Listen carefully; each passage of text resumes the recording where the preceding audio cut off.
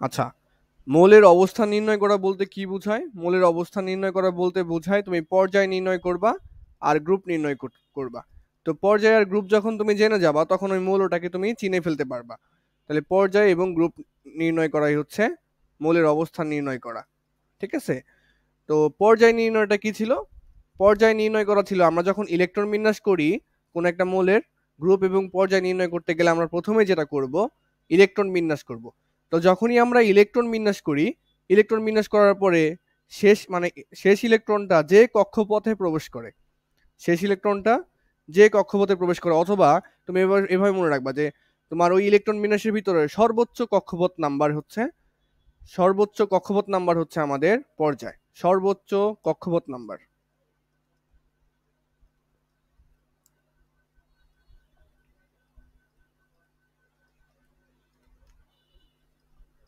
সর্বোচ্চ কক্ষপথ নাম্বার অথবা এটাকে আরেকটা নামে ডাকা হয়, সেটা হচ্ছে আহ, সর্বোচ্চ কোয়ান্টাম সর্বোচ্চ, আচ্ছা তোমাদের এটা লিখে দিলে কি ভালো হবে? সর্বোচ্চ কক্ষপথ নাম্বার, আরো একটা নাম আছে যেটা আমাদের বইতে উল্লেখ থাকে না,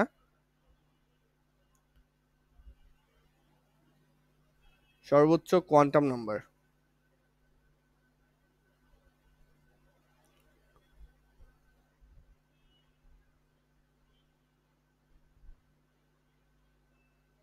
আচ্ছা এটা লিখে রাখো যে সর্বোচ্চ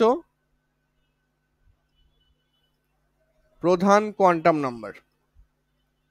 একই কথা, একই কথা, সর্বোচ্চ প্রধান কোয়ান্টাম নাম্বার আর কক্ষপথ নাম্বার একই কথা। তো আমি লিখে রাখলাম যদি এমসিকিউতে কখনো আসে যে কোয়ান্টাম নাম্বার, যাতে তোমরা ভয় না পেয়ে যাও। মানে প্রধান কোয়ান্টাম নাম্বার আর কক্ষপথ নাম্বার একই কথা, তাহলে সর্বোচ্চ প্রধান কোয়ান্টাম নাম্বার বা কোয়ান্টাম সংখ্যা লিখে রাখো, নাম্বারের বাংলায় তো সংখ্যা, তো একই কথা আর কি ঘুরে ফিরে। তো এটা ছিল আমাদের পর্যায়। আর যখন আমরা গ্রুপ নির্ণয় করতে গেছিলাম, যখনই আমরা গ্রুপ নির্ণয় করতে গেলাম তখন গ্রুপের ভিতরে রুলস চলে আসলো। গ্রুপ নির্ণয় করার সময় এখানে কিছু রুলস রেগুলেশন আছে, সেগুলো আমাদের জানা লাগবে। প্রথম কথা, গ্রুপ জিনিসটা কি? গ্রুপ জিনিসটা হচ্ছে শেষ কক্ষপথে মোট ইলেকট্রন সংখ্যাই হচ্ছে গ্রুপ। শেষ কক্ষপথে মোট ইলেকট্রন সংখ্যাই হচ্ছে গ্রুপ।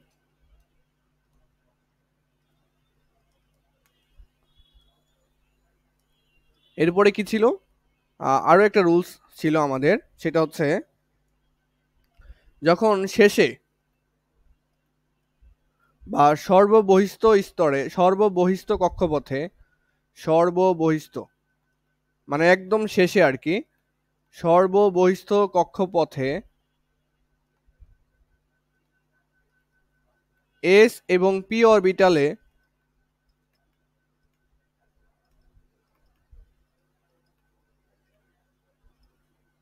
ইলেকট্রন 2 এর চেয়ে বেশি হইলে,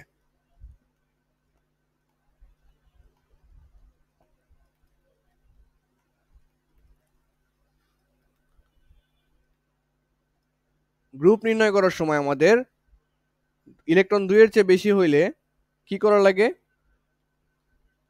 দেখো সাধারণত গ্রুপ জিনিসটা কি? শেষ কক্ষপথে মোট ইলেকট্রন সংখ্যা হচ্ছে আমাদের গ্রুপ। বাট যখন সর্ববহিস্থ কক্ষপথে এস অরবিটাল এবং পি অরবিটাল থাকবে তখন গ্রুপ হবে এস অরবিটালের ইলেকট্রন সংখ্যা প্লাস পি অরবিটালের ইলেকট্রন সংখ্যা প্লাস আরো 10 যোগ করা লাগে আমাদের। তখন আমাদের প্লাস আরো 10 যোগ করা লাগে কেন? কারণ মাঝখানে 10টা মৌলের গ্যাপ আছে, এর জন্য যোগ করা লাগে। এটা ছিল সেকেন্ড নাম্বার রুলস। তারপরে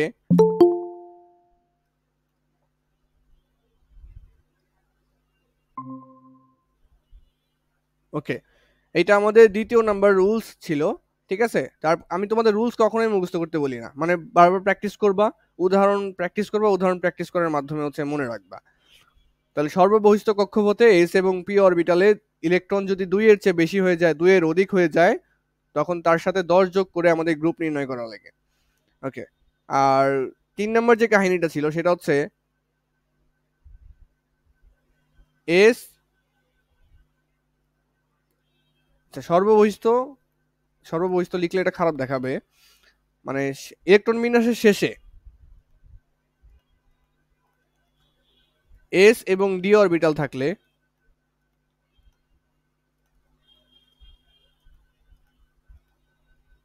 এস এবং ডি অরবিটাল থাকলে এস অরবিটালের ইলেকট্রন প্লাস ডি অরবিটালের ইলেকট্রন দুইটার ইলেকট্রনই আমরা হিসাব করব।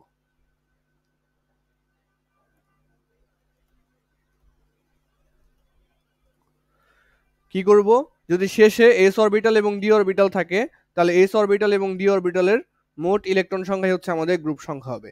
এখন প্রত্যেকটা নিয়মের জন্য আমরা আলাদা আলাদা করে একটা করে উদাহরণ সলভ করব, শেষ আমাদের গ্রুপ নির্ণয় এবং পর্যায় নির্ণয় হয়ে যাবে। তাহলে আমরা প্রত্যেকটার জন্য আলাদাভাবে সলভ করব। ধরো যে প্রথম হচ্ছে number one rules. Number one রুলসের জন্য আমরা উদাহরণ দেখব। ধরো যে আমি লিখতেছি সোডিয়াম। সোডিয়াম কত? 11।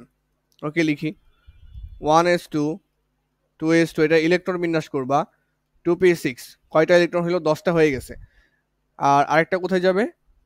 3s এ চলে যাবে, 3s1। ওকে,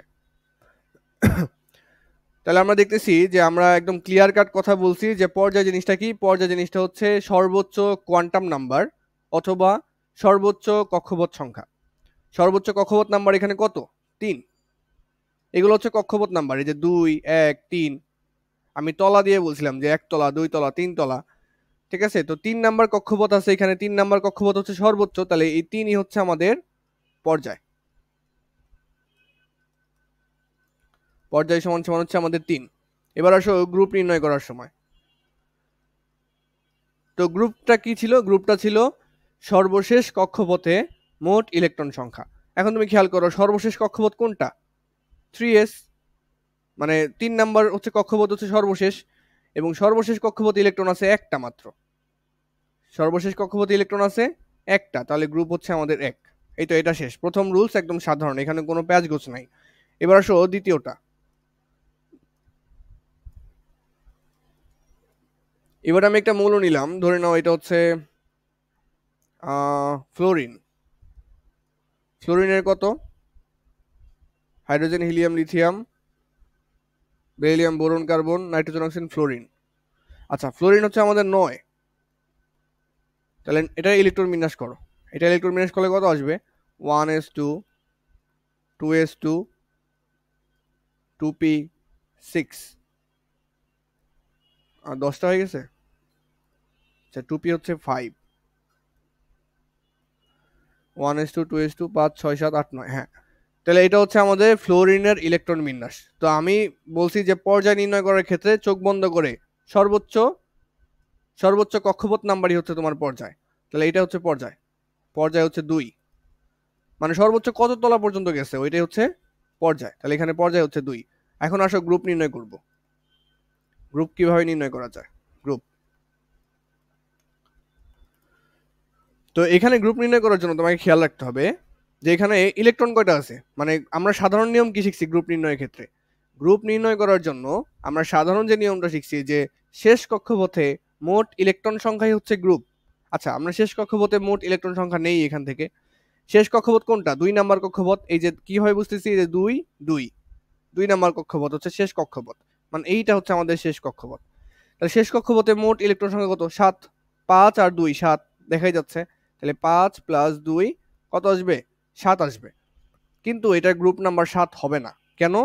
কারণ এটা হচ্ছে 2 নাম্বার রুলস ফলো করতেছে। 2 নাম্বার রুলস খেয়াল করো। সর্ববহিস্থ কক্ষপথে এস এবং পি অরবিটালে যদি ইলেকট্রন 2 এর চেয়ে বেশি হয়, দেখো এটাই হচ্ছে ইলেকট্রন বিন্যাস করে দেখলাম একদম শেষে এস এবং পি অরবিটাল আছে। এস এবং পি অরবিটাল আছে। তাহলে এস এবং পি অরবিটালে ইলেকট্রন আছে কয়টা? 7টা, 2 এর চেয়ে বেশি। 7টা 2 এর চেয়ে বেশি, তখন আমাকে এখানে কি করা লাগবে? 10 যোগ করা লাগবে। তাহলে এখানে গ্রুপ নাম্বার হয়ে গেল আমাদের হচ্ছে 17। এই 10 কই থেকে আসলো? কেন আসলো? ওই যে 2 নাম্বার রুলস থেকে। যখন সর্ববহিস্থ কক্ষপথে শুধুমাত্র এস এবং পি অরবিটাল থাকবে, এস এবং পি অরবিটাল থাকবে, এবং সেখানে মোট ইলেকট্রন সংখ্যা 2 এর চেয়ে বেশি হবে। এখানে কয়টা আছে? 7টা আছে, তার মানে 2 এর চেয়ে বেশি আছে। 2 এর চেয়ে বেশি যখন থাকবে তখন আমাকে 10 যোগ করা লাগবে। এবার আসো 3 নাম্বার একটা উদাহরণ আমরা দেখি। 3 নাম্বার 3 নাম্বারের জন্য মনে করো আমি লিখতেছি ধরো যে ধরে নাও হচ্ছে ক্রোমিয়াম। ক্রোমিয়াম হচ্ছে 24।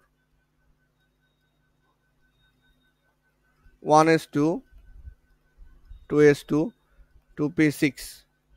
তোমরা বলতে পারো ভাই এই যে সোডিয়ামের ক্ষেত্রে 10 কেন যোগ করেন নাই? তুমি খেয়াল করো, এখানে সর্বশেষ ইলেকট্রন হয়তো s অরবিটালে গেছে, কিন্তু s অরবিটালে ইলেকট্রন কি 2 এর চেয়ে বেশি? 2 এর চেয়ে বেশি না, একটা মাত্র ইলেকট্রন আছে। এখানে যদি 2 এর চেয়ে বেশি হইতো ইলেকট্রন, তাহলে আমরা 10 যোগ করতাম। 2 এর চেয়ে বেশি হইলেই আমরা 10 যোগ করতাম। বাট এখানে ইলেকট্রন আছে একটা মাত্র, এর জন্য আমরা 10 যোগ করি নাই। আর এখানে ইলেকট্রন আছে কয়টা? 7টা। 2 এর চেয়ে বেশি, 2 এর চেয়ে বেশি, 2 এর চেয়ে যখন বেশি হবে তখন আমাদের 10 যোগ করে গ্রুপ নির্ণয় করতে হবে। তাহলে ক্রোমিয়াম 24, এটার ইলেকট্রন বিন্যাস করো। এটার ইলেকট্রন বিন্যাসটা ব্যতিক্রম ছিল, তোমাদের পড়িয়েছি 1s2 2s2 2p6।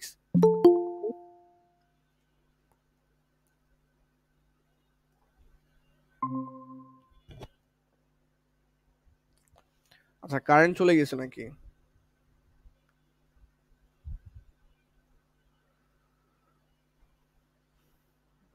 ও আচ্ছা, আচ্ছা ঠিক আছে। তো কি যেন বলতেছিলাম, হ্যাঁ আমি আরেকবার বলি তোমাদেরকে, যে শেষ কক্ষপথে খেয়াল করবা, শেষ কক্ষপথে এস এবং পি অরবিটাল আছে, এস আছে আর পি অরবিটাল আছে। আচ্ছা বুঝলাম, যখন এস এ অরবিটাল থাকবে এবং পি অরবিটাল অরবিটাল থাকবে, তখন তাদের মোট ইলেকট্রন যোগ করব, যোগ করে দেখবো যে 2 এর চেয়ে বেশি আসে কিনা। যোগ করে দেখলাম 5 আর 2 কত? 7 আসে। তো 7 কি 2 এর চেয়ে বেশি? যখন 2 এর চেয়ে বেশি আসবে তখনই 10 যোগ করে গ্রুপ নির্ণয় করবা, শেষ। তুমি এখানে খেয়াল করো, শেষ কক্ষপথে ইলেকট্রন হচ্ছে 3s এ আছে, বুঝলাম 3s এ আছে, কিন্তু ইলেকট্রন কি 2 এর চেয়ে বেশি? না তো, ইলেকট্রন মাত্র আছে একটা। যদি 2 এর চেয়ে বেশি হইতো তখন আমরা এখানে আবার 10 যোগ করতাম সোডিয়ামের ক্ষেত্রে। বাট এখানে 2 এর চেয়ে বেশি না ইলেকট্রন, এর জন্য আমরা 10 যোগ করি নাই। এবার 3 নাম্বার রুলসের জন্য ক্রোমিয়ামটা নিছি। ক্রোমিয়ামের ইলেকট্রন বিন্যাসটা ব্যতিক্রম ছিল, ক্রোমিয়ামের ইলেকট্রন বিন্যাসটা ব্যতিক্রম ছিল। 1s2 2s2 2p6 3s2 3p6 3d5 4s1। 3 number রুলসটা ছিল যে একদম শেষে, শেষে যদি ডি অরবিটাল এবং এস অরবিটাল একসাথে থাকে তখন তাদের আচ্ছা ঠিক আছে, এটাকে সাধারণ নিয়মে আমরা কি ভুলটা করতাম এটাকে দেখি। এটার পর্যায় পর্যায় কত? পর্যায়, পর্যায়টা হচ্ছে একদম শেষ কক্ষপথে, মানে একদম শেষ কক্ষপথটাই হচ্ছে আমাদের পর্যায় বা সর্বোচ্চ কক্ষপথ সংখ্যা। সর্বোচ্চ কক্ষপথ হচ্ছে 4 এখানে। এখানে দেখো 1 আছে, 2 আছে, 2 আবার 3 3, কিন্তু সর্বোচ্চ কত? 4, তাহলে 4 হচ্ছে আমাদের পর্যায়। বাট গ্রুপ কিভাবে নির্ণয় করব? গ্রুপ হচ্ছে আমাদের গ্রুপের সাধারণ নিয়ম কি?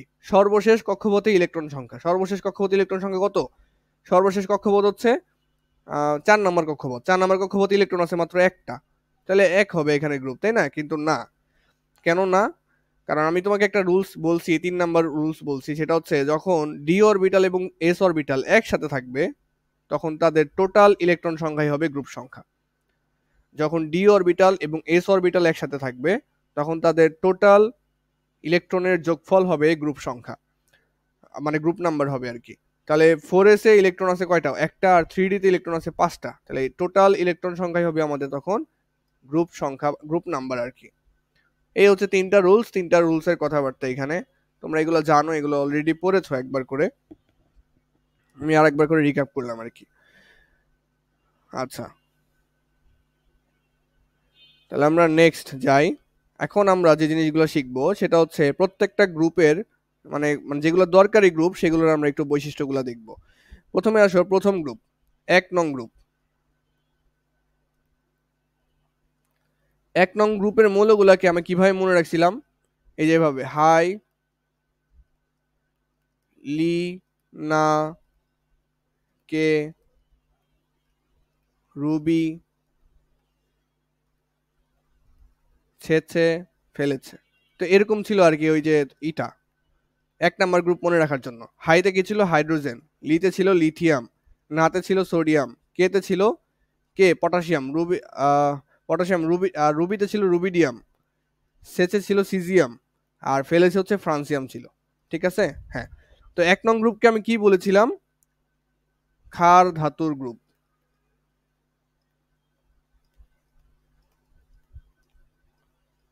কেন ক্ষার ধাতুর গ্রুপ? কারণ এরা, তোমাদের ব্যাখ্যা আসতে পারে কেন প্রথম গ্রুপকে ক্ষার ধাতু বলা হয়। কারণ এরা পানির সাথে বিক্রিয়া করে, পানির সাথে বিক্রিয়া করে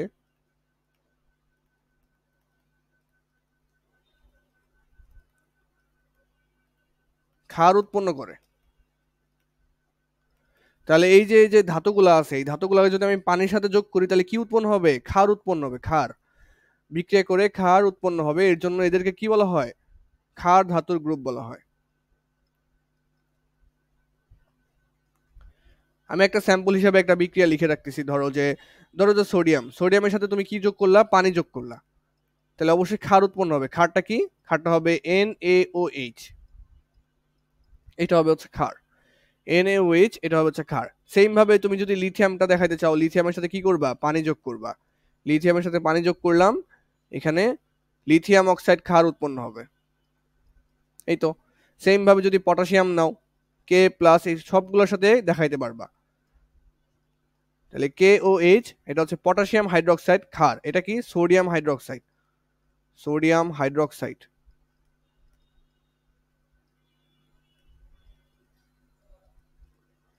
তাহলে একটা নাম লিখে দিছি, বাকিগুলোর নাম তো পারবা একই রকম। এটা সোডিয়াম হাইড্রোক্সাইড যদি হয়, এটা হবে লিথিয়াম হাইড্রোক্সাইড, এটা হবে পটাশিয়াম হাইড্রোক্সাইড।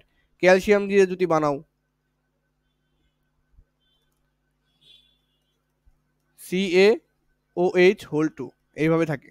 এটা কেন হইলো? এই যে ক্যালসিয়াম অক্সাইড সবগুলো দেখতে একরকম হইলো, ক্যালসিয়ামটা চেঞ্জ হয়ে গেল, কেন চেঞ্জ হলো? এই জিনিসগুলো আমরা পঞ্চম অধ্যায়ে পড়াশোনা করি। এই অধ্যায়ে পড়াশোনা আমরা করি না এই সংকেতগুলো লিখা নিয়ে। এই যে আমি লিখতেছি সংকেতগুলো কিভাবে বিক্রিয়া হচ্ছে, এই জিনিসগুলো আমরা এই অধ্যায়ে শিখি না, তো আপাতত জেনে রাখো। তো ক্যালসিয়াম এবং পানি যোগ করলে ক্যালসিয়াম অক্সাইড উৎপন্ন হয়, এটা হচ্ছে ক্যালসিয়াম অক্সাইড। ঠিক আছে, ওকে। তাহলে এই ক্যালসিয়াম অক্সাইড হচ্ছে এক একটা ক্ষার। তাহলে এর প্রত্যেকটা কি? ক্ষার। তাহলে সোডিয়াম হাইড্রোক্সাইড একটা ক্ষার, লিথিয়াম অক্সাইড একটা ক্ষার, পটাশিয়াম অক্সাইড একটা ক্ষার, ক্যালসিয়াম হাইড্রোক্সাইড একটা ক্ষার। হ্যাঁ, সবগুলো হচ্ছে ক্ষার। তো এরা কেন ক্ষার? মানে এই যে প্রথম গ্রুপকে কেন ক্ষার বলা হয়? ক্ষার ধাতুর গ্রুপ কেন বলা হয়? কারণ এরা পানির সাথে বিক্রিয়া করে ক্ষার উৎপন্ন করে। এবং ক্ষার ধাতুর গ্রুপ, অথবা এটাকে বলা হয় অ্যালকালি গ্রুপ। অ্যালকালি গ্রুপ মানে একটা স্পেশাল নাম অ্যালকালি গ্রুপ, কারণ এরা হচ্ছে কি উৎপন্ন করে? ক্ষার উৎপন্ন করে। কারণ এরা হচ্ছে পানির সাথে বিক্রিয়া করে ক্ষার উৎপন্ন করে। তাহলে পারা যাবে, আশা করা যায়। তো এভাবে যদি আসে আমাদের ক নাম্বার অথবা খ নাম্বারে, কতে আসবে না, খতে যদি আসে, তাহলে এই বিক্রিয়া দুই তিনটা দেখাই দিতে হবে যে পানির সাথে বিক্রিয়া করে ক্ষার উৎপন্ন করতেছে। এই তো আমাদের 1 নাম্বার গ্রুপ ডান। এবার আসো 2 নাম্বার গ্রুপ।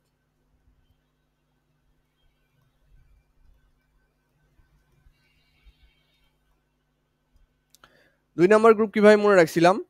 বিরিয়ানি, মোগলাই, কাবাব সরিয়ে বাটিতে রাখো।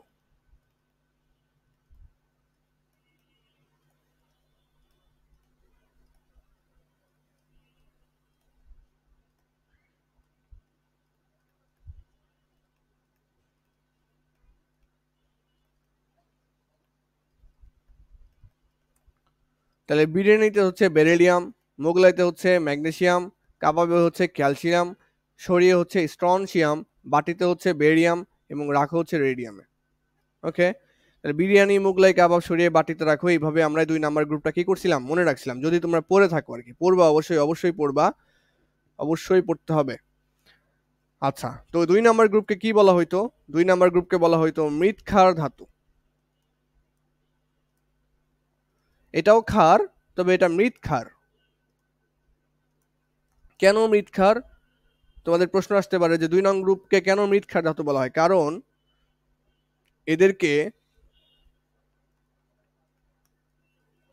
মাটিতে যৌগ আকারে পাওয়া যায়। মাটিতে যৌগ আকারে পাওয়া যায়। এটা তো মৌল, তাই না? মাটিতে মনে করো যে অন্য কিছুর সাথে যুক্ত হয়ে মিক্স অবস্থায় থাকে, এর জন্য এদেরকে মাটিতে যৌগ আকারে পাওয়া যায়। তাই এদেরকে বলা হয় হচ্ছে মৃৎক্ষার ধাতু। তাই এদেরকে বলা হয় মৃৎক্ষার ধাতু। এরাও মনে করো পানির সাথে বিক্রিয়া করে ক্ষার উৎপন্ন করে, যেমন বেরিলিয়াম প্লাস পানি, তাহলে কি হবে? বেরিলিয়াম অক্সাইড হবে, বেরিলিয়াম হাইড্রোক্সাইড, এরকম। এটা এক ধরনের ক্ষার। আচ্ছা, আমি মনে হয় একটা জিনিস ভুল লিখছি, দাঁড়াও। এই গ্রুপে ক্যালসিয়াম কই থেকে আসলো? সেটা তো কথা। এই গ্রুপে তো ক্যালসিয়াম নাই, দেখো আমি এখানে ভুল করে ক্যালসিয়াম লিখছি, বলবা না? এই যে এই গ্রুপে 1 নাম্বার গ্রুপে ক্যালসিয়াম কই থেকে আসলো যে আমি এটা লিখলাম? ক্যালসিয়াম তো নাই এখানে। এখানে আছে আর কি রুবিডিয়াম আছে, ধরো যে রুবিডিয়াম লিখতেছি, রুবিডিয়াম প্লাস পানি, তাহলে কি হবে? Rubidium oxide, sorry rubidium hydroxide. তো রুবিডিয়াম হাইড্রোক্সাইড যখন হবে এটা একটা ক্ষার হবে আর কি। এর জন্য প্রথম গ্রুপকে বলা হয়, এর জন্য প্রথম গ্রুপকে কি বলা হয়? ক্ষার ধাতুর গ্রুপ বলা হয়। ওকে, এরপর আসো, এই 2 নাম্বার গ্রুপ হচ্ছে মৃৎক্ষার ধাতু। কেন? এদেরকে মাটিতে যৌগ আকারে পাওয়া যায়। দ্বিতীয় কথা হচ্ছে এই যে বেরিলিয়াম প্লাস পানি এর সাথে যুক্ত হয়ে বেরিলিয়াম অক্সাইড, বেরিলিয়াম হাইড্রোক্সাইড গঠন করে। তারপর ম্যাগনেসিয়াম প্লাস পানি দিলে এটা হচ্ছে ম্যাগনেসিয়াম হাইড্রোক্সাইড গঠন করে।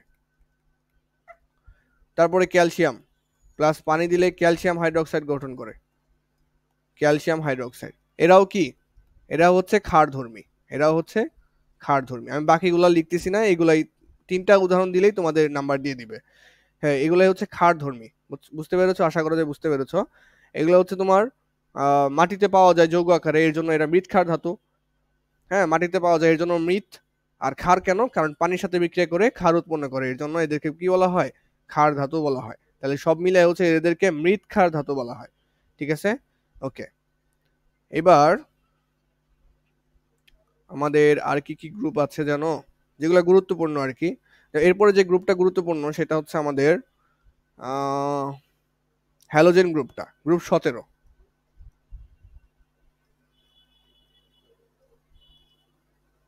গ্রুপ 17কে 17 কিভাবে মনে রাখছিলাম? কোনো ছন্দ দেই নেই, এমনি মনে রাখতে বলছিলাম। ফ্লোরিন, ক্লোরিন, ব্রোমিন, আয়োডিন, এ মনে রাখা সহজ।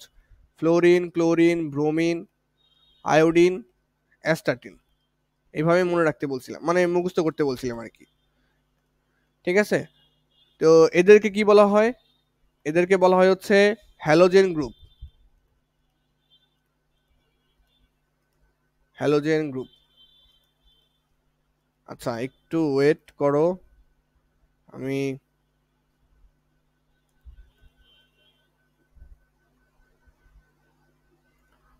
অনলি 20 সেকেন্ড ওয়েট করো।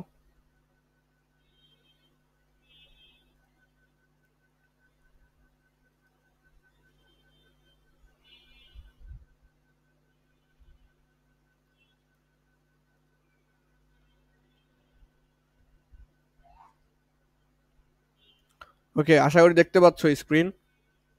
ওকে, আচ্ছা হ্যালোজেন গ্রুপ, হ্যালোজেন গ্রুপ কেন বলা হয়? হ্যালোজেন গ্রুপের অর্থ কি?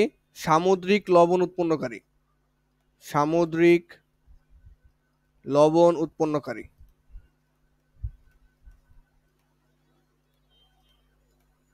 সমুদ্রের লবণ উৎপন্ন করে কারা? এই হ্যালোজেন গ্রুপরাই হচ্ছে সমুদ্রে লবণ তৈরি করে। দেখবা সমুদ্রের পানি হচ্ছে নোনতা নোনতা লাগে।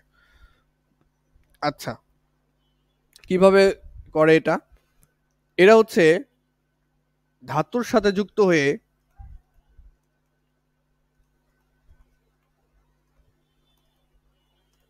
ধাতুর সাথে যুক্ত হয়ে লবণ উৎপন্ন করে।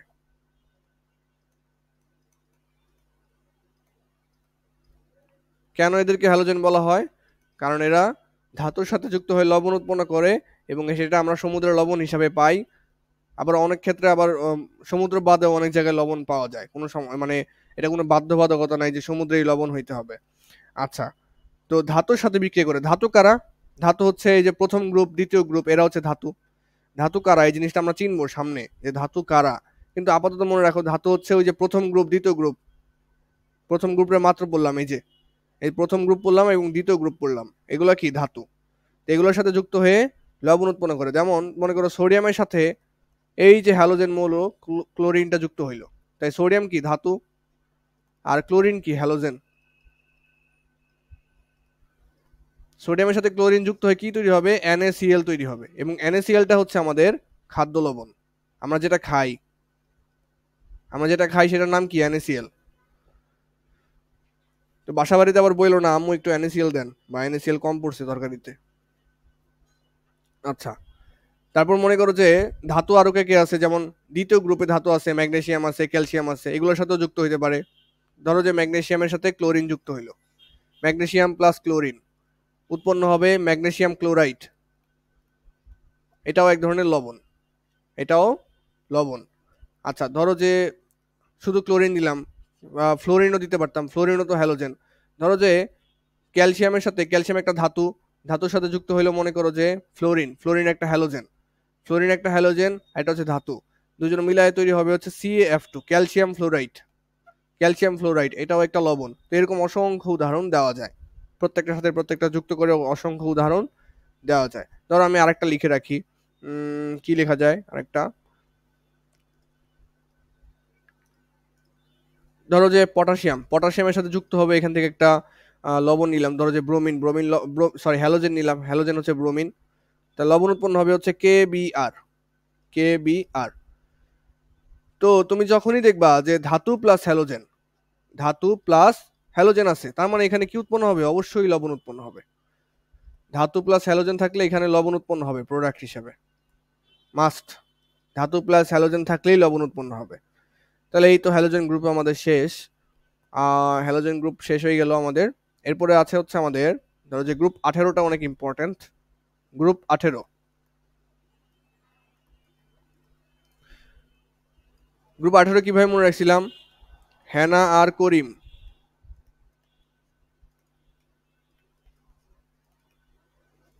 হ্যানা আর করিম, জিনিয়াস রাধুনী।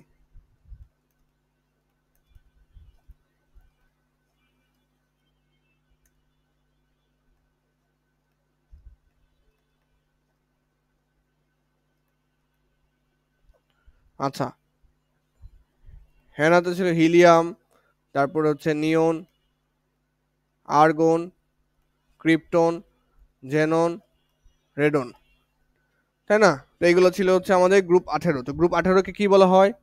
নিষ্ক্রিয় গ্রুপ। নিষ্ক্রিয় গ্রুপ কেন নিষ্ক্রিয় গ্রুপ সেটা আমাদের জানতে চাইবে। আচ্ছা, নিষ্ক্রিয় গ্রুপের ব্যাখ্যা আসতেছি। নিষ্ক্রিয় গ্রুপ এটাকে বলা হয় নোবেল গ্যাস, অথবা বলা হয় ইনার্ট গ্যাস। আচ্ছা, নিষ্ক্রিয় গ্রুপ আর আর এদের কি থাকে? শেষ কক্ষপথে অষ্টক পূর্ণ থাকে, শেষ কক্ষপথে অষ্টক পূর্ণ থাকে। এই জিনিসটা কি তোমরা হয়তো জানো, আমি বলে দিচ্ছি। শেষ কক্ষপথে অষ্টক পূর্ণ থাকে।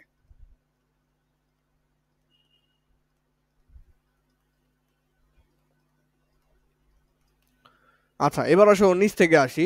শেষ কক্ষপথে অষ্টক পূর্ণ থাকে এই জিনিসটা বলতে কি বোঝায়? ধরো যে হিলিয়াম, নিয়ন, আর্গন, ক্রিপ্টন যাই হোক না কেন, আমরা মনে করো যে আর্গনের ইলেকট্রন বিন্যাস করবো। আর্গন, আর্গন কত? আর্গন হচ্ছে 18। তো করে দেখি, 1s2, 2s2, 2p6, 10টা হয়ে গেছে। তারপরে 3s2, 3p6। খেয়াল করো শেষ কক্ষপথ কোনটা? 3 নাম্বার কক্ষপথ। শেষ কক্ষপথ হচ্ছে আমাদের 3 নাম্বার কক্ষপথ, এই যেটা শেষ কক্ষপথ হচ্ছে আমাদের 3 নাম্বার কক্ষপথ। তো শেষ কক্ষপথ যদি আমাদের 3 নাম্বার কক্ষপথ হয়, 3 নাম্বার কক্ষপথে ইলেকট্রন কয়টা দেখো? 2টা আর 6টা, মোট হচ্ছে 8টা ইলেকট্রন। শেষ কক্ষপথে 8টি ইলেকট্রন আছে। তো শেষ কক্ষপথে যাদের 8টি ইলেকট্রন থাকে তাদেরকে বলা হয় যে, এই যে তাদেরকে অষ্টক পূর্ণ মৌল বলা হয়। অষ্টক পূর্ণ মানে 8টা পূর্ণ হয়ে গেছে, অষ্টক পূর্ণ মৌল। শেষ কক্ষপথে 8টা ইলেকট্রন আছে। এভাবে আর্গনেরও দেখবা শেষ কক্ষপথে 8টা ইলেকট্রন আছে, নিওনেরও 8টা ইলেকট্রন আছে, ক্রিপ্টনেরও, জেননেরও, রেডনেরও। বাট হিলিয়ামের নাই, হিলিয়ামের নাই। তারপরে হিলিয়ামকে নিষ্ক্রিয় গ্যাস বলা হয়। হিলিয়াম একটু ব্যতিক্রম, হিলিয়াম একটু ব্যতিক্রম। হিলিয়াম দেখো, হিলিয়ামের হচ্ছে 2টা ইলেকট্রন, এটা ইলেকট্রন বিন্যাস করলে আসে হচ্ছে 1s2, এরকম আসে। এটা হচ্ছে, এটাকে বলা হয় 2 এর নিয়ম, 2 এর নিয়ম। এইগুলো শিখবো আমরা সামনে, এখনই না, এখনই না, আপাতত লিখে রাখো যে হিলিয়াম হচ্ছে 2 এর নিয়ম ফলো করে, এবং এটা হচ্ছে, এটাও কি নিষ্ক্রিয় গ্যাস,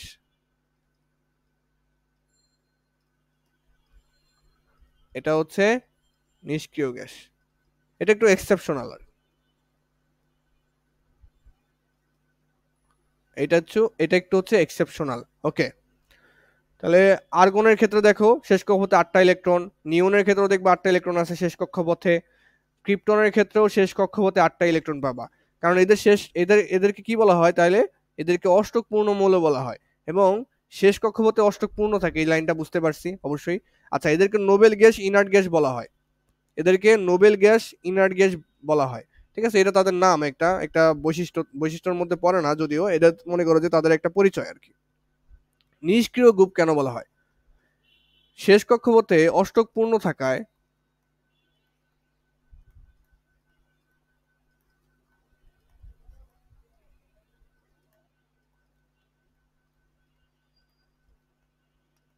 শেষ কক্ষপথে অষ্টক পূর্ণ থাকা বলতে কি বোঝায়? শেষ কক্ষপথে 8টা ইলেকট্রন আছে। তাই শেষ কক্ষপথে অষ্টক পূর্ণ থাকা এরা কারোর সাথে বিক্রিয়া করে না। এরা কারোর সাথে বিক্রিয়া করে না। কারোর সাথে বিক্রিয়ায় অংশগ্রহণ করে না।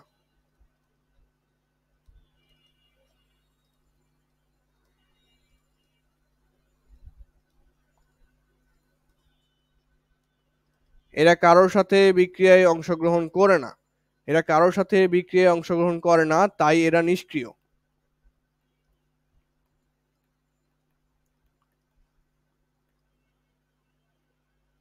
তাহলে নিষ্ক্রিয় জিনিসটা বুঝতে পারছি। নিষ্ক্রিয় মানে হচ্ছে ও হচ্ছে এক ঘইরা, কারোর সাথে বিক্রিয়া করে না, কারোর সাথে যুক্ত হয় না। একটু আগে দেখলাম কি, দেখো তো একটু আগে খেয়াল করো, সোডিয়াম এবং ক্লোরিন দুজনে যুক্ত হয়ে সোডিয়াম ক্লোরাইড হচ্ছে। কিন্তু এই নিষ্ক্রিয় গ্যাস যারা আছে, হিলিয়াম, নিয়ন, আর্গন, ক্রিপ্টন, জেনন, রেডন, এদেরকে নিষ্ক্রিয় গ্যাস বলা হয়। তার কারণ একটা, তারা হচ্ছে বিক্রিয়ায় অংশগ্রহণ করে না, তারা কারোর সাথে যুক্ত হয় না, তারা এক ঘইরা টাইপের, এর জন্য তাদেরকে নিষ্ক্রিয় বলা হয়। তাহলে আশা করি নিষ্ক্রিয়র ব্যবসা মানে ব্যাখ্যাটা দিতে পারবো। তো ব্যাখ্যাটা আর একটু সুন্দর করার জন্য আমি এই জিনিসটা দিতে পারি। ধরো যে আমি দেখাই দিলাম যে যে আর্গন আর্গন মনে করো যে একটা নিষ্ক্রিয় গ্যাস, তাই না? তো আর্গন মনে করো যে সোডিয়ামের সাথে বিক্রিয়া দিলাম, বিক্রিয়া হবে না। কেন? নিষ্ক্রিয় গ্যাস কারোর সাথে যুক্ত হয় না। নিষ্ক্রিয় গ্যাস কারোর সাথে যুক্ত হয় না। কিছু কিছু ক্ষেত্রে হয়, ওইটা আমরা ইন্টার লেভেলে গিয়ে পড়বো, এই লেভেলে আমরা পড়বো না। যে একটা জিনিসে হয় সেটা আমরা ইন্টারে গিয়ে পড়বো, এখন দরকার নেই আমাদের। তাহলে আর্গনের সাথে এখানে একটা স্যাম্পল হিসাবে দিছি যে আর্গনের সাথে কোনো কিছু কি হবে না, যুক্ত হবে না, বিক্রিয়াই হবে না। তার কারণ তারা হচ্ছে নিষ্ক্রিয়, বা তাদের হচ্ছে অষ্টক পূর্ণ আছে শেষ কক্ষপথে, এর জন্য। ওকে, এবার আসো কিছু মানে অবস্থান নির্ণয়ে কিছু ব্যতিক্রম আছে। অবস্থান নির্ণয়ে ব্যতিক্রম,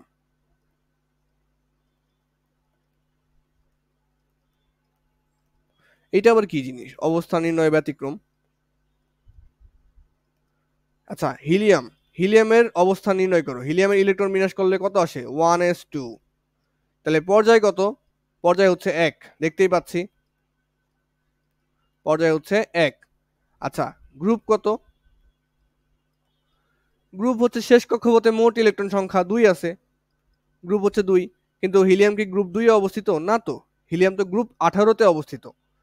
হিলিয়াম হচ্ছে গ্রুপ 18তে অবস্থিত, তার মানে এর গ্রুপ 2 হবে না, এর গ্রুপ হচ্ছে 18। এটা হচ্ছে ব্যতিক্রম, এর জন্য এটা আমাদের মুখস্থ রাখা লাগে যে হিলিয়ামকে গ্রুপ 2 এ কেন রাখা হয় নাই, হিলিয়ামকে গ্রুপ 2 এ কেন রাখা হয়নি। আচ্ছা, হিলিয়ামের ইলেকট্রন বিন্যাস করে দেখলাম হিলিয়ামের গ্রুপ আসে কত? 2। কিন্তু হিলিয়ামকে রাখছে কোথায়? 18 নম্বর গ্রুপে। তা কেন 2 নম্বর গ্রুপে রাখা হয়নি হিলিয়ামকে? কেন? আচ্ছা, আমি কারণ পুরোটাই লিখে রাখি, প্রশ্ন না লিখি। হিলিয়ামের বৈশিষ্ট্য নিষ্ক্রিয় নিষ্ক্রিয় গ্যাসের সাথে মিল থাকায়, নিষ্ক্রিয় গ্যাসের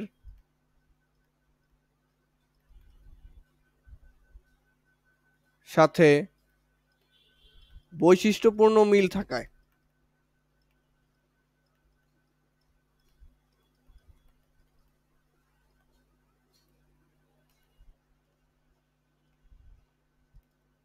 একে গ্রুপ 2 এ না রেখে, গ্রুপ 2 এ না রেখে গ্রুপ 18তে রাখা হয়েছে। কারণ কি? কারণ 18 গ্রুপের সবাই হচ্ছে নিষ্ক্রিয় গ্যাস।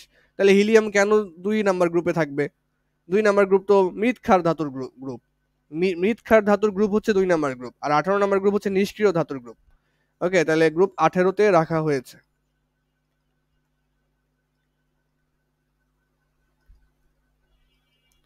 আচ্ছা,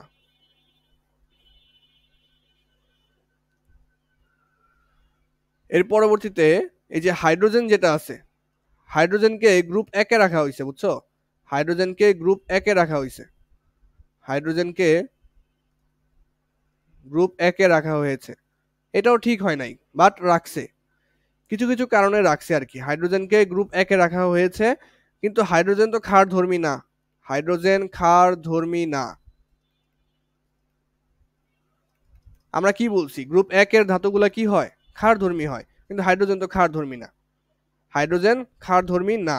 আর হাইড্রোজেন কিন্তু ধাতু অধাতু মানে এক এক সময় এক এক হিসাবে আচরণ করে। ও ধাতুও না এক্স্যাক্টলি, ও অধাতুও না, অপধাতুও না।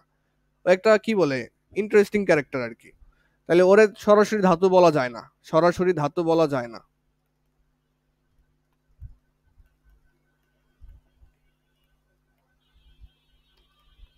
আমরা কি এতক্ষণ পড়ে আসলাম? আমরা পড়ে আসলাম যে গ্রুপ 1 এবং গ্রুপ 2 এ থাকে হচ্ছে ধাতুগুলা। গ্রুপ 1 এ থাকে ক্ষার ধাতু আর গ্রুপ 2 এ থাকে মৃৎক্ষার ধাতু। এখন হাইড্রোজেনও তো গ্রুপ 1 এ, কিন্তু হাইড্রোজেন হচ্ছে ব্যতিক্রম। হাইড্রোজেন ক্ষারধর্মী না।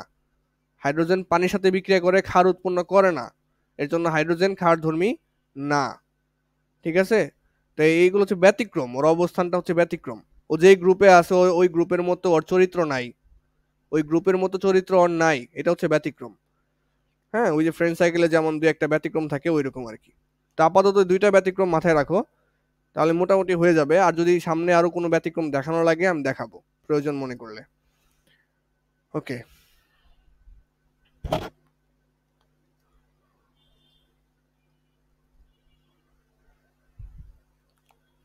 তোমরা দুইজনেই আছো। মনে হয় আব্রাম মনে হয় জয়েন দিয়ে আবার চলে গেছে। একটু পানি টানি খাও, একটু রেস্ট নাও। একটা না মোবাইলে তাকিয়ে থাকতে একটু অসুবিধা হয় তোমাদের।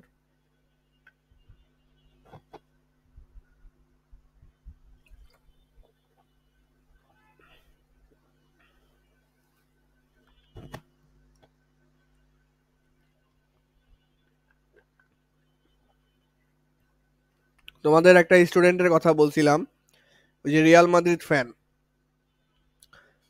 ওরা আমি যখন গতি অধ্যায় পড়াইতেছিলাম, মানে আমি লিটারালি মনে করে পাগল হয়ে যাচ্ছিলাম আর কি। ও একটা সিঙ্গেল কিছু পারে না। আর একটা বিষয় হচ্ছে ও মানে কি বুঝাইলে কি বুঝে এটা ও নিজেও বুঝে না আর কি, এরকম একটা অবস্থা। খুবই খারাপ অবস্থা স্টুডেন্টের। ধরো যে বাপ মা এত টাকা দিয়া পড়াশোনা করাচ্ছে ভালো স্কুলে ঢাকায়, তারপর হচ্ছে অনেকগুলা টিচার রাখতেছে পড়ানোর জন্য, কিন্তু দিন শেষে আউটপুট নাই। তো এই জিনিসগুলো আসলে ঢাকার ছেলেপেলে যেমন হুট করে ভালো স্টুডেন্ট আছে অনেক বেশি, আবার অনেক স্টুডেন্ট খারাপও আছে, যারা মনে করো যে তোয়াক্কা করে না আর কি, পড়াশোনা জিনিসটাকে আর কি ওইভাবে নেয় না। মানে হইলে হইলো, না হইলে নাই। সোনার চামচ মুখে দিয়ে বড় হওয়া, তো এর জন্য এরকম অবস্থা। লাইফে কখনো কষ্ট না দেখলে আসলে এই জিনিসটা ফিল করা যায় না। যেমন তোমরা কারেন্ট চলে গেলে গরমে কষ্ট করো, তাই না? আর আমাদের এই ঢাকা শহরে যারা বড় হয়েছে, এই যে ছেলেপেলে যাদের পড়াইতে যাই, ওরা এসি রুমে থাকে, প্লাস মনে করো যে কখনো কারেন্ট যায় না। এই যে যে ফ্যাসিলিটিগুলা, এই ফ্যাসিলিটিগুলা পাওয়ার পরেও দেখবা যে মানে এই কষ্টটাকে আর বুঝতে পারে না, কষ্টটা ফিল করতে পারে না। যখন একটা মানুষ কষ্ট করে কিছু একটা করে তখন সেটা আসলে মনে থাকে, আর সেটা সফল হওয়ার চান্সেস সবচেয়ে বেশি থাকে আর কি। তো তোমরা এই যে গরমের মধ্যে কষ্ট করে ক্লাস করো, তো মনে করো যে আল্লাহ তোমাদের দিবে ইনশাল্লাহ, মানে ভালো কিছু রাখছে তোমাদের জন্য।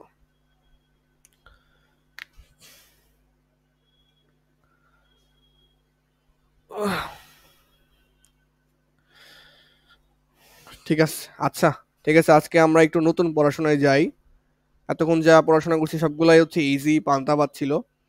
একটু নতুন পড়াশোনায় যাই। আহ, তার আগে কিছু কথাবার্তা বলি। এই যে যে পর্যায় সারণীটা বানানো হয়েছে, এটা এত সুন্দর করে ডিজাইন করা হয়েছে যে প্রত্যেকটা গ্রুপ, প্রত্যেকটা পর্যায়, প্রত্যেকটা আহ, যে কলাম বা পর্যায় যেটা বলতেছিলাম আর কি, এইগুলা মানে এক একটা সিকোয়েন্স প্রকাশ করে।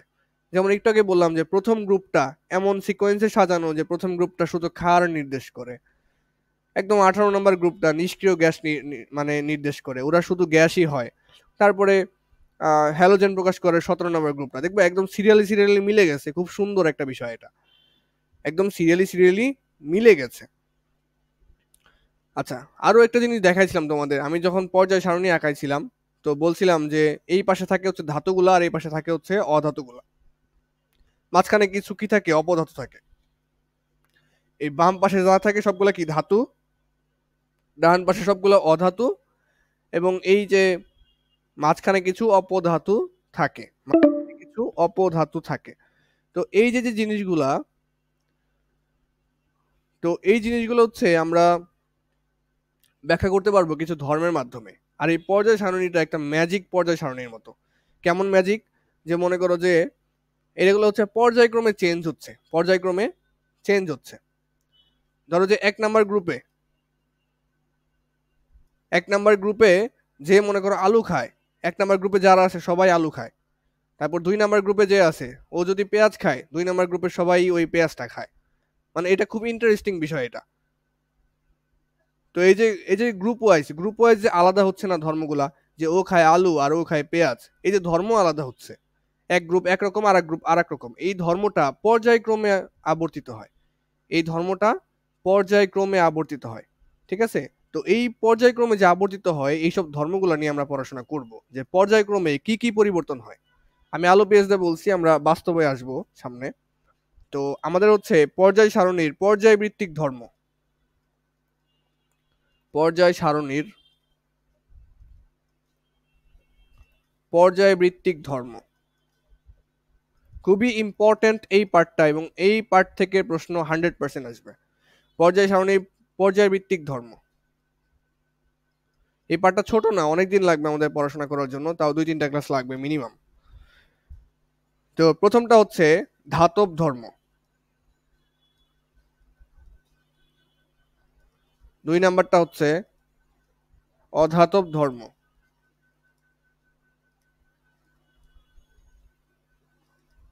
3 নাম্বারটা হচ্ছে পারমাণবিক ব্যাসার্ধ বা পারমাণবিক আকার, পারমাণবিক আকার অথবা হচ্ছে পারমাণবিক ব্যাসার্ধ, যেটাই বলো না কেন একই কথা। এরপরে 4 নাম্বারটা হচ্ছে আয়নীকরণ শক্তি, আয়োনাইজেশন এনার্জি, যেটা আয়নীকরণ শক্তি।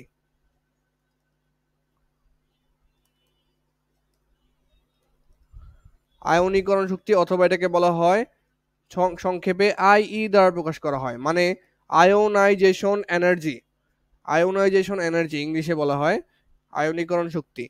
তারপরে 5 নাম্বার যেটা আছে সেটা হচ্ছে ইলেকট্রন আসক্তি, ইলেকট্রন আসক্তি।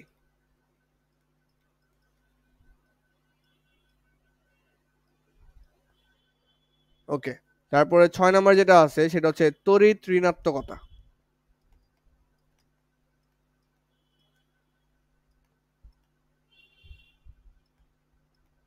তড়িৎ ঋণাত্মকতা, ইলেকট্রন আসক্তি, তড়িৎ ঋণাত্মকতা। ইলেকট্রন আসক্তি হচ্ছে ইলেকট্রন অ্যাফিনিটি, ইএফ দ্বারা প্রকাশ করা হয়, ইলেকট্রন অ্যাফিনিটি। হ্যাঁ। আর তড়িৎ ঋণাত্মকতা হচ্ছে ইলেকট্রন নেগেটিভিটি, এটাকে ইএন দ্বারা প্রকাশ করা হয় সংক্ষেপে। তাহলে এই সংক্ষিপ্ত রূপগুলো কিন্তু মনে রাখবা, কেন পরীক্ষায় আসবে না, বাট মনে করো যে পড়ানোর সময় একটু শর্টকাট ব্যবহার করলে সুবিধা হয়। তাহলে আয়নীকরণ শক্তি কি? আইই বা আয়োনাইজেশন এনার্জি। ইলেকট্রন আসক্তি হচ্ছে ইলেকট্রন অ্যাফিনিটি, আমি তো এখানে ভুল লিখছি, ইলেকট্রন অ্যাফিনিটি মানে হচ্ছে ই এ হবে এখানে, ইলেকট্রন অ্যাফিনিটি। আর ইলেকট্রন নেগেটিভিটি হচ্ছে আমাদের তড়িৎ ঋণাত্মকতা। তাহলে এই যে যে কয়টা ধর্ম এখানে 6টা, এই 6টা ধর্ম 100% ইম্পর্টেন্ট ফর এক্সাম।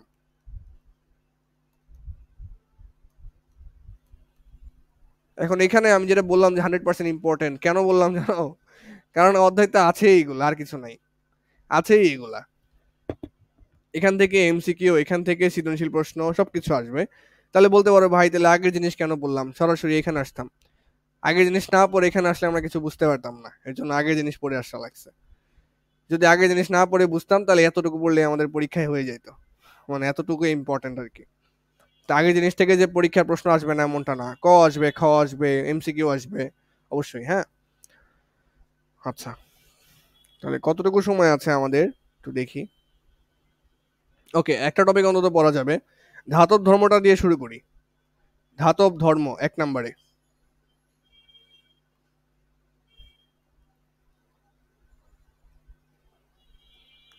আমি তোমাদের বলেছিলাম যে কেমিস্ট্রি সবচেয়ে সহজ লাগবে, কেমিস্ট্রি সবচেয়ে সহজ লাগবে সায়েন্সের সবগুলো সাবজেক্টের মধ্যে।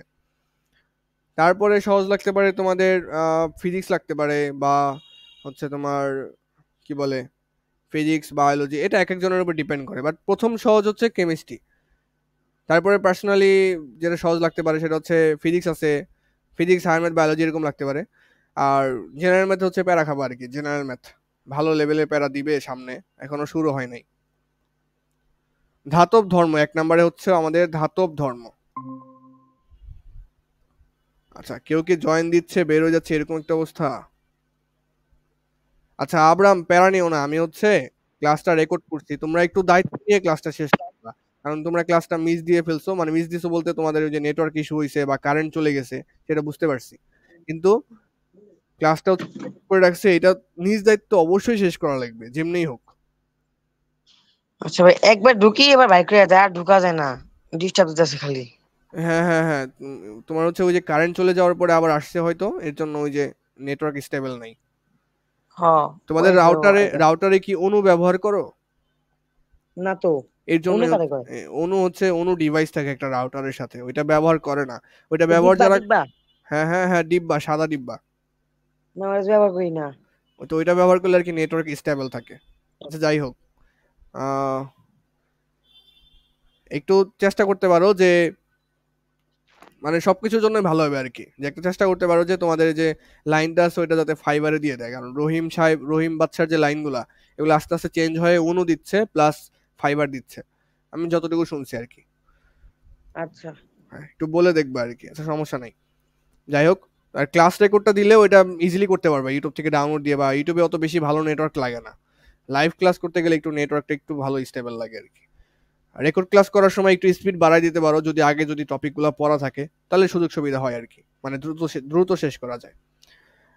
আচ্ছা, আমরা ধাতব ধর্ম শুরু করতেছি, এই পড়ার সাথে আগের পড়ার কোনো রিলেটেড নাই, তো ক্লাস এখন থেকেও করতে পারবা, মানে এখান থেকেও চাইলে আবরাম দেখতে পারবা, আর সামনে যে 10-15 মিনিট আমরা পড়বো দেখতে পারবা, কোনো সমস্যা নাই। ধাতব ধর্ম কি জিনিস? ধাতব ধর্ম দেখাবো হচ্ছে ধাতু। এখন কথা হচ্ছে ভাই ধাতু কারা? ধাতু হচ্ছে এক কথায় উত্তর, ধাতু হচ্ছে যারা ইলেকট্রন ত্যাগ করে।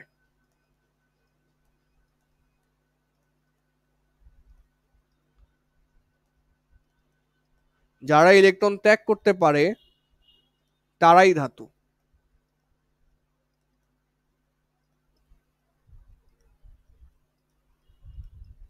আচ্ছা, ইলেকট্রন যে যত সহজে ত্যাগ করবে,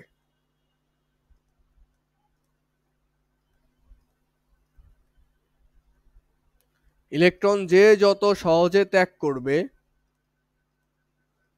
তার ধাতব ধর্ম তত বেশি। ধাতব ধর্ম তত বেশি, তার মানে ধাতু কিভাবে চিনবা? যে ইলেকট্রন ত্যাগ করবে সে ধাতু, এক কথায় উত্তর, যে ইলেকট্রন ত্যাগ করবে সে ধাতু। আর ইলেকট্রন যে যত তাড়াতাড়ি, যে যত সহজে ত্যাগ করতে পারবে তার ধাতব ধর্ম তত বেশি।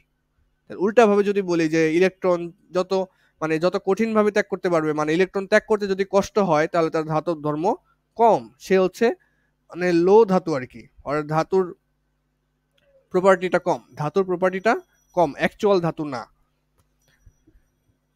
আচ্ছা ঠিক আছে, তো আমরা একটু দেখি যে সোডিয়ামের ক্ষেত্রে দেখি। প্রথমে মনে করো সোডিয়াম নিচ্ছি আমি এখানে,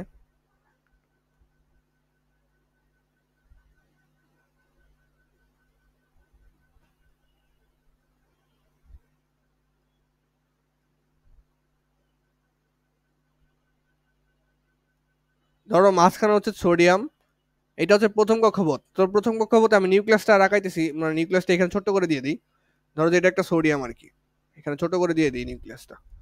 আচ্ছা, তো সোডিয়ামের প্রথম কক্ষপথে কয়টা ইলেকট্রন থাকে? 2টা। পরের কক্ষপথে থাকে কয়টা? 8টা।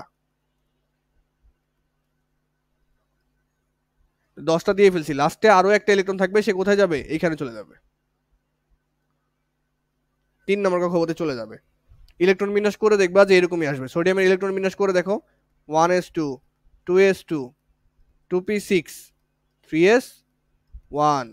এই দেখো 1 নম্বর কক্ষপথে 2টা, 2 নম্বর কক্ষপথে 8টা, 3 নম্বর কক্ষপথে একটা, এই যে এইভাবে এইভাবে আসছে আর কি। তাহলে সোডিয়ামের, আচ্ছা সোডিয়ামের মাঝখানে মানে যে সোডিয়ামের এই যে মাঝখান যে নিউক্লিয়াসের ভিতরে সোডিয়ামের যে নিউক্লিয়াস, ওয়েট এটা সোডিয়াম আমি বাইরে লিখতেছি। সোডিয়ামের নিউক্লিয়াসে প্রোটন আছে কয়টা? 11টা প্রোটন আছে। 11টা প্রোটন আছে সোডিয়ামের যে মাঝখানে সে আছে 11টা প্রোটন আছে। ওকে,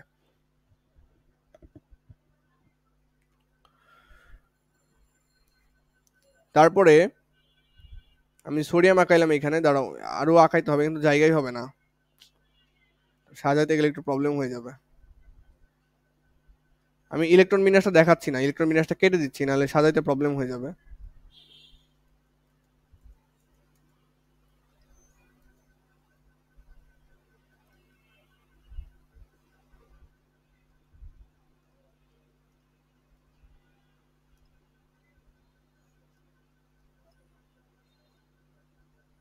এগারোটা প্রোটন আছে মাঝখানে, এটা দেখেই বুঝবা এটা হচ্ছে সোডিয়াম, এটা দেখেই বুঝবা এটা হচ্ছে আমাদের সোডিয়াম। পুরোটা কি সিলেক্ট হবে এখানে? হ্যাঁ হয়েছে, এটা হচ্ছে সোডিয়াম। ওকে,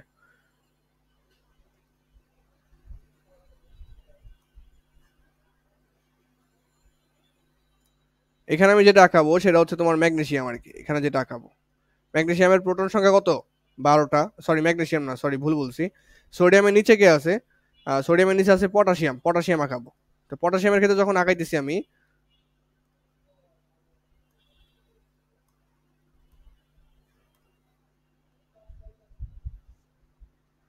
এখানে তো জায়গা দেওয়াই মুশকিল অবস্থা।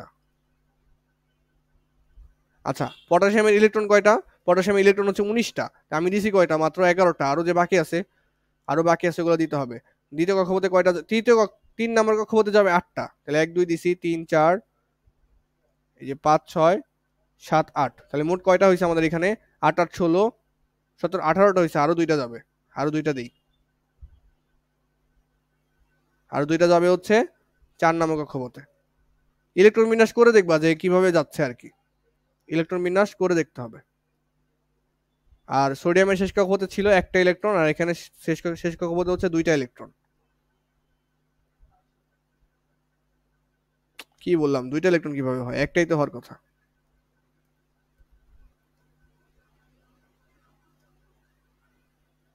উনিশটা হইতে হবে, আমি 20টা দিয়ে দিছিলাম। 19টা হইতে হবে, আমি 20টা দিয়ে দিছিলাম। এখানে পটাশিয়ামের ক্ষেত্রে প্রোটন কয়টা? পটাশিয়ামের ক্ষেত্রে প্রোটন হচ্ছে 19টা। আর সোডিয়ামের ক্ষেত্রে প্রোটন কয়টা? 11টা। দেখতেই পাচ্ছি আমরা, ইজিলি দেখতে পাচ্ছি। ওকে,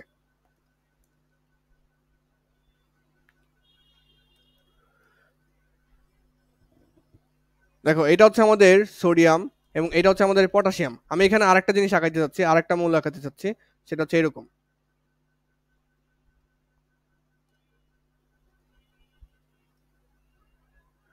একটু ধৈর্য ধরো, আমি আঁকাই, আঁকাইলে এটা বুঝতে সুবিধা হবে।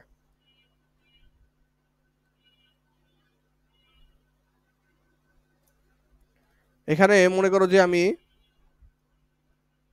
এখানের প্রোটন হচ্ছে 12টা, আমি এখানে ম্যাগনেসিয়াম ঢাকাইলাম। ম্যাগনেসিয়ামের শেষ কক্ষপথে ইলেকট্রন আছে 2টা।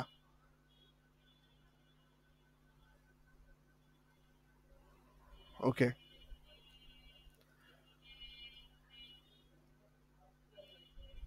এইখানে এখন যেটা খেয়াল করার বিষয়, দেখো 11টা প্রোটন, প্রোটন কি হয়? পজিটিভ। আর ইলেকট্রন কি হয়? নেগেটিভ। প্রোটন হয় পজিটিভ, ইলেকট্রন হয় নেগেটিভ। পজিটিভ নেগেটিভকে কি করে? আকর্ষণ করে। পজিটিভ নেগেটিভকে আকর্ষণ করে। তারপর এখানে আছে আহ, এই যে পজিটিভ 19টা, আর এখানে আছে নেগেটিভ ইলেকট্রন।